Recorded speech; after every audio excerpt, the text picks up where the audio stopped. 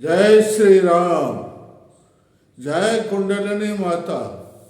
मैं रहस्यमय मूलाधार चक्र की जानकारी दे रहा हूँ, इसलिए आप मेरा इस वीडियो को पूरा देखें और इसके बाद में मैं मंत्रों की भी जानकारी दूंगा। देखो भाई, कुंडली का भव्य भवन है, उसका बेस जिसे कहते हैं, उसकी नींव जिसे कहते हैं, वो मूलाधार है। ये षटचक्र है ना, सब मतलब सूक्ष्म शरीर में ऊपर ये जो भूत का शरीर है ना, पंचभूत में नहीं, सूक्ष्म शरीर है। उस सूक्ष्म शरीर के अंदर ये पंचभूत है और ये कुंडलिनी पंचभूत में ही रहती है। कुंडलिनी का मतलब ये है, ये जो ब्रह्मांड में शक्ति है, उस शक्ति को हमारे इस मूलाधार के अंदर प्राण शक्ति है, उस प्राण के अंदर उसको मिला देना और मिला करके उच्च स्तरीय जो शक्ति प्राप्त होती है, और जिससे अभ्यास करें और अभ्यास करने से जो उच्च स्तरीय शक्ति प्राप्त होती है, उसको कुंडली जागरण कहते हैं। और वो मूलाधार चक्र में ही कुंडली जागरण होता है। उससे अनेक प्रकार की सिद्धियां प्राप्त होती है। वो सिद्धियों का वर्णन भी है शास्त्रों में, और जो है अनेक उत्साही हो जाता है जब कुंडली जागृत होती है। शास्त्रों में लिखा हुआ है, जब कुंडली जागृत होती है तो साधक का नव जीवन प्रारंभ हो जाता है। साधक का जो पुराना जीवन है ना, मृतप्राय होता है। शास्त्रों में लिखा है, जब कुंडली जागृत हो जाए मूलाधार में, तो जो है वह सब सिद्धियों का भंडारागार उसे प्राप्त हो जाता है। वह वैभवमयी हो जाता है, बड़ा उत्साहित हो जाता है, बड़ा साहसी हो जाता है, और उसके जो पहले कर्म थे वो सब नष्ट हो जाते हैं। इसलिए मूलाधार चक्र की साधना करना परम आवश्यक है। ये मूलाधार हमारे इस चंचू प्रदेश में है। ये षटचक्र है ना, वो षटचक्र में मूलाधार तो नींव है, बेस है। चंचू प्रदेश ये रीढ़ की हड्डी में जो है, उसमें 3 नाड़ियाँ, ईड़ा, पिंगला, सुषुम्ना। सुषुम्ना के सबसे नीचे का द्वार ब्रह्म द्वार कहलाता है। और सब जोरदार धक्का लगाते हैं, किसका? जोरदार धक्का लगाते हैं पवन का। किसका?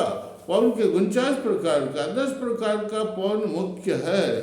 अप्राण, सबसे पहले अपान, फिर व्यान, फिर समान, फिर ये वायु, और उसके बाद में आकाश। इन 5 प्राणों का, उनका 5 प्राणों का धक्का लगाते तो ये जागृत हो जाता। मूलाधार के अंदर कुंडली 3.5 फेरे खा करके स्वयं वो लिंग के अंदर लिपटी हुई रहती है।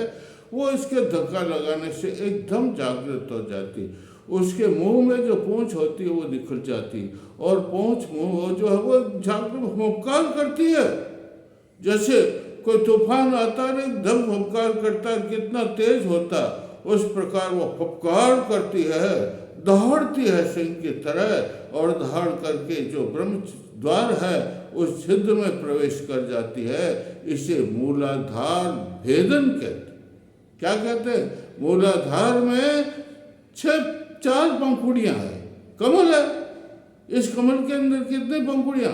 4 है मूलाधार। वम, शम, शम, ह। और इस मूलाधार के अंदर 4 पंखुड़ियों के ऊपर 4 बीज मंत्र हैं रे। कौन से बीज मंत्र?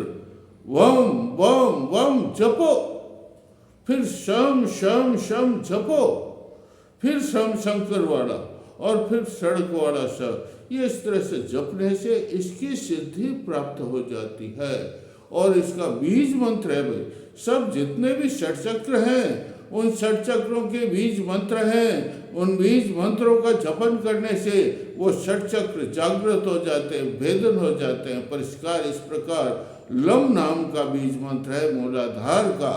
लम, बिल्कुल शुद्ध होना, शरीर को बिल्कुल स्नान करके शुद्ध कर देना, कपड़े भी स्वच्छ पहनना, शिव मंदिर में एकांत में जाकर निर्जन वन में बैठा, जहाँ बिल्कुल पूर्ण शांति हो, किसी प्रकार का व्यवधान नहीं हो, वहाँ बैठ करके फिर ये लम नाम का मंत्र है। कौन सा है?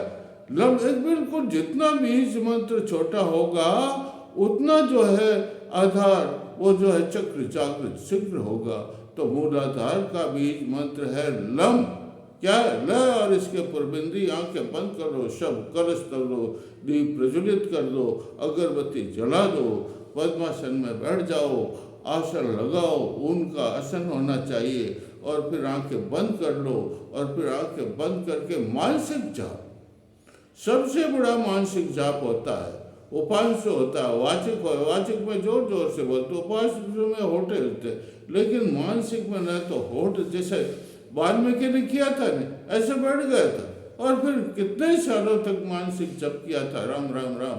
उसी प्रकार आप इसको सायंकाल, प्रातःकाल और मध्याह्न 3 काल में, और शास्त्रों में तो 5 काल लिखा हुआ, लेकिन आप 3 काल में तो इसकी साधना करो, लम मंत्र को जपो, और जपने से आपको ये सिद्धि प्राप्त हो जाएगी। कुंडली जो है जागृत होगी, सबसे पहले मूलाधार के छिद्र के अंदर प्रवेश करके दहाड़ती हुई ऊपर जाएगी। इसको मूलाधार भेदन कहते हैं।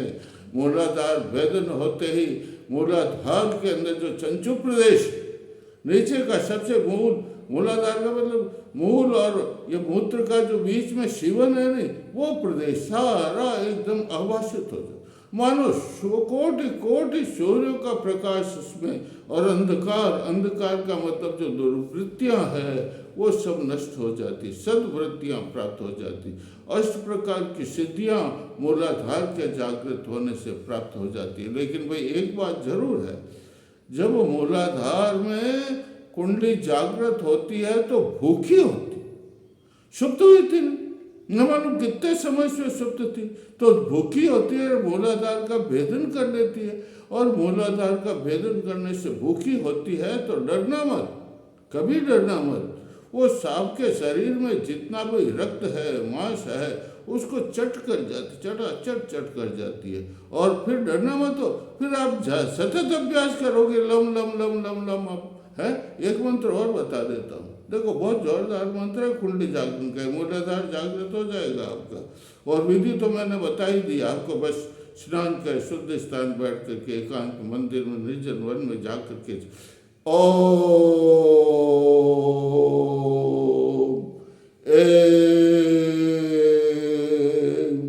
राम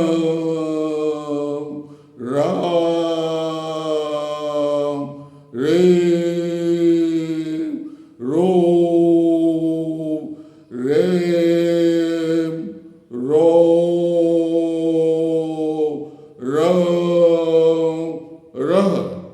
जगत मात कुंडलिनी मम सिद्धिं देहि देहि स्वाहा। ये मूल मंत्र है भाई कुंडली जागरण का, मूलाधार जागरण का। मूलाधार आप जागृत करना चाहते हो, शायद को आप मूलाधार जागृत कर हो जाएगा तो आपका षट चक्र भेदन भी हो जाएगा। कुंडली माता जागृत होकर के मूलाधार से स्वादिष्ठान, मणिपुर, अनाहत, विशुद्ध, आज्ञा चक्र और सहस्त्रार में जाकर के शिव से मिलेगी। कहते हैं मूलाधार जागृत होने से मनुष्य का भागृत जागृत हो जाता। तो ये विधि मैंने आपको बताई, और इसका मतलब ये है कि आपको ये साधना तो करना परम आवश्यक। देखो ऋषि मुनियों ने ये साधना की थी, तो ऋतंबरा तत्र प्रज्ञा, देखो उन्होंने इतनी साधना की, कुंडली जागरण की, मूलाधार भेदन की, उसके गुणों को ऋतंबरा तत्व, ये बुद्धि है नहीं, बुद्धि की स्तर है। पहला स्तर बुद्धि, दूसरा धी, तीसरा मनीषा, और चौथा मेधी, मेधा और ऋतंबरा। ये लिखा है पंतजलि योग में, ऋतंबरा तत्र प्रज्ञा। अरे इसकी साधना करे से सत्य बुद्धि प्रकट हो जाती है, मेधा प्रकट हो जाती है, जिससे वेदों का रचना हुई है। देखो इससे विश्व का ये मूलाधार है नहीं, मूलाधार में स्वयंभू लिंग, और स्वयंभू लिंग किसके ऊपर है? त्रिभुज के ऊपर, नीचे त्रिकोण है। उस त्रिकोण के अंदर ऐसी शक्ति है कि उसमें ध्यान लगा। मूलाधार में त्रिकोण है, उसमें ध्यान। आप मैं इतनी मेहनत करता हूँ, तो आप इसे कमेंट करें, सब्सक्राइब करें और शेयर भी करें, और मैं कल आपको मंत्र बताऊंगा। बोलिए जय श्री राम।